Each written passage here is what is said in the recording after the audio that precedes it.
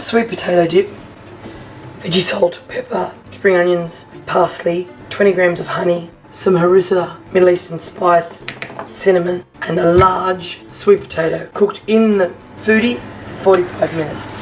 After 45 minutes, this is what you should have.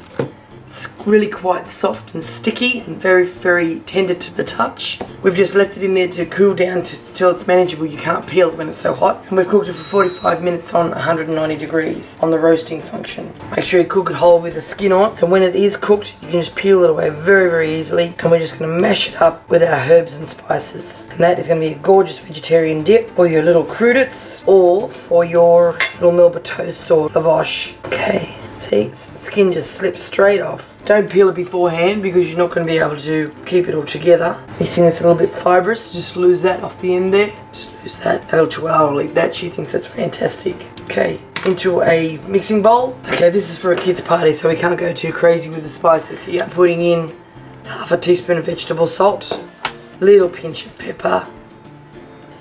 Our honey, as sweet as it is, but the honey will just give it a little bit of a oomph.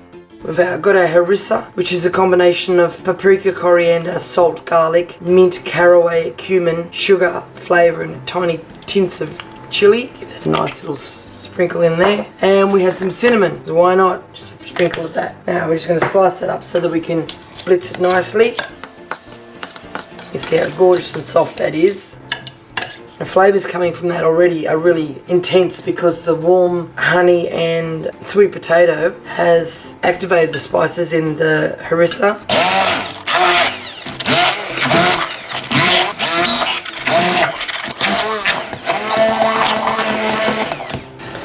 And you can see how lovely and creamy that is now. Little flecks you can see are just the spices. We're going to flick through our parsley and spring onions now, and that is essentially done. You could put a bit of hummus in there if you like, some tahini, a little bit of lemon juice if you wanted to, but we're just going to keep this as plain as we can so the little kids will have a little taste. Spring onions, parsley, just roughly chopped, mix it all around.